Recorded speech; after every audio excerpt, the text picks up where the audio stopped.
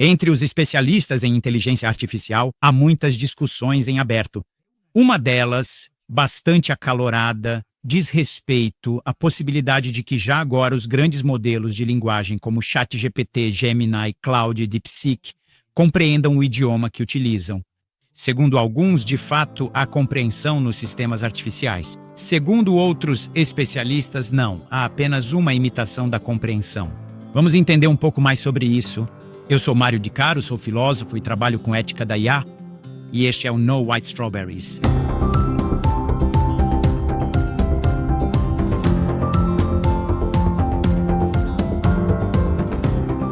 Uma importante cientista da inteligência artificial, Melanie Mitchell, realizou uma pesquisa interessante. Ela reuniu um bom grupo de especialistas em semântica artificial, linguagem e sistemas artificiais e fez a seguinte pergunta: os LLMs, os Large Language Models, compreendem a linguagem? Ela deu 4 opções de resposta. Compreendem, sim. Compreendem. Não, não compreendem. Compreendem em grande parte, sim. Compreendem em grande parte, não. Os especialistas se dividiram em 4 grupos de tamanho igual. Um grupo disse 25% que compreendem, outros 25% disseram que não compreendem. E então os outros 2 grupos, 25% disseram que compreendem razoavelmente bem e outros 25% disseram que compreendem muito pouco. Enfim, isso para dizer que há uma forte razão de discordância sobre esse tema. O motivo é simples. Existem argumentos que parecem muito sólidos contra a ideia de que os LLMs, os grandes modelos de linguagem, compreendem.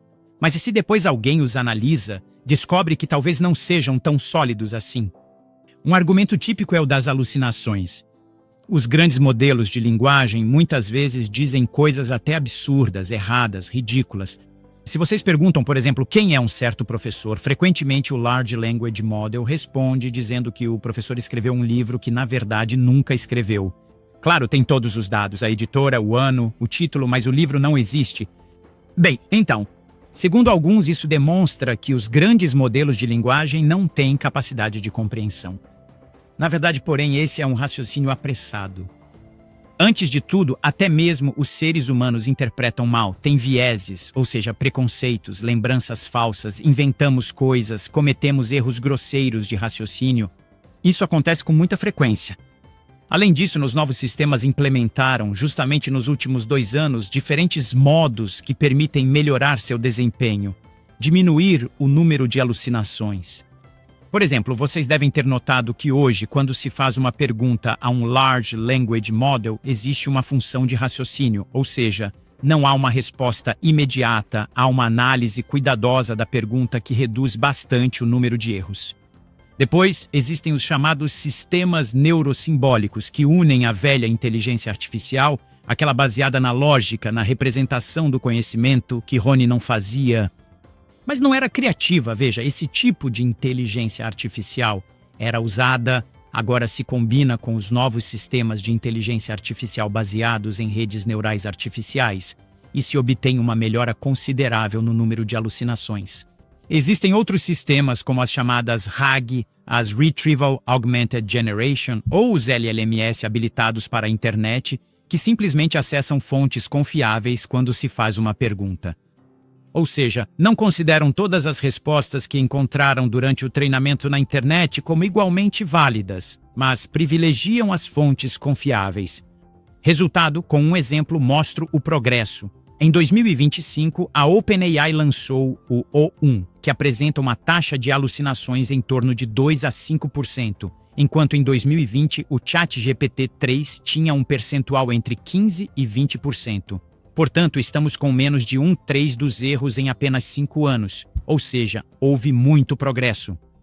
Outra objeção é: esses modelos, os Large Language Models, não entendem o mundo real. Foram treinados com textos de humanos, mas nunca viram o mundo. Se dizem que Roma é a capital da Itália, não é porque viram Roma ou a Itália, mas ainda assim respondem corretamente. Portanto, segundo alguns, isso demonstra que eles não podem ter compreensão. Antes de tudo, é importante dizer que há uma compreensão direta aqui.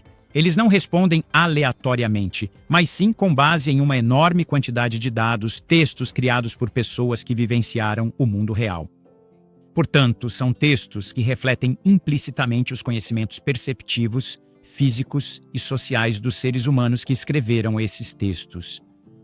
Portanto, trata-se, na verdade, de um conhecimento indireto, ou seja, uma compreensão indireta do significado das palavras.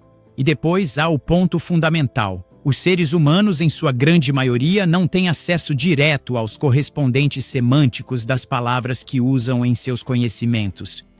Vou dar um exemplo. Se eu digo que Júlio César foi assassinado em 44 a.C., estou dizendo algo que aprendi em textos, ou aprendi com um professor que havia lido textos. Nem eu, nem o professor jamais vimos Júlio César. Isso se chama conhecimento por testemunho. Eu sei que a capital do Afeganistão é Cabul, mas nunca estive lá. Eu li em fontes confiáveis, conhecimento por testemunho. Pois bem, os LLMs generalizam essa tendência, que é muito importante e que nos mostra que grande parte do nosso conhecimento é baseada em testemunhos de outros, principalmente testemunhos escritos. Nós compreendemos o que significa Cabul é a capital do Afeganistão sem nunca termos estado nem em Cabul nem no Afeganistão.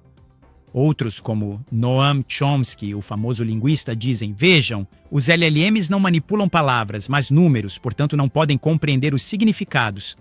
Isso é verdade, porque já dissemos em outros podcasts desta série que os LLMs funcionam por meio de tokenização e debenting, ou seja, eles transformam as unidades mínimas de significado, que podem ser as palavras ou partes delas.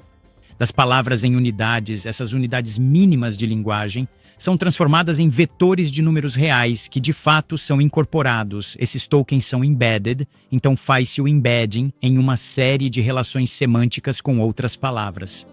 E são justamente a rede neural. Isso é verdade, porém, isso é extraordinariamente semelhante, em princípio, ao modo como funciona o cérebro humano.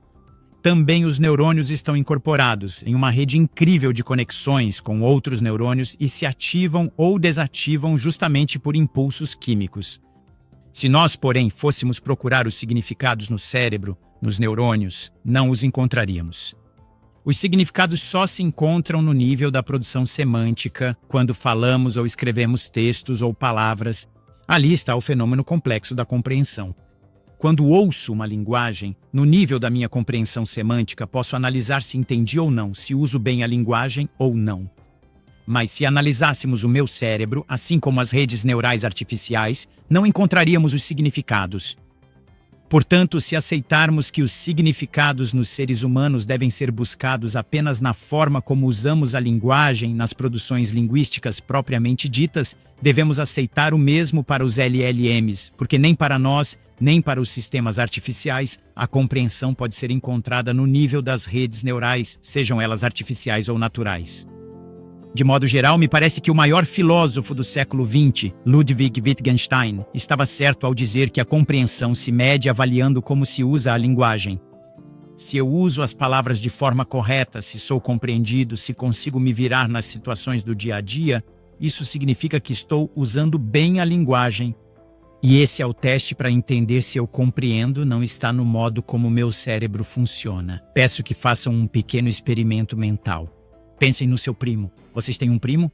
Se não tiverem um primo, pensem no primo de um amigo de vocês. Esse primo serve, vocês conversam com ele e ele entende. Vocês percebem que ele entende. Ele é bom, usa bem a língua, então vocês atribuem compreensão a ele. Muito bem, imaginem que um dia se descobre que esse primo não era biológico, mas artificial. Ele era um produto do Media Lab do MIT. Claro, não diremos mais que o primo era um ser humano. Era um sistema artificial. Mas vamos parar de dizer que ele compreende? Vamos parar de dizer que ele usa bem a linguagem e, portanto, tem compreensão? Eu acredito que não deveríamos fazer isso. Porque, como dizia Wittgenstein, nada está escondido. O que importa não é como somos feitos para entender se compreendemos, mas como usamos as regras da linguagem.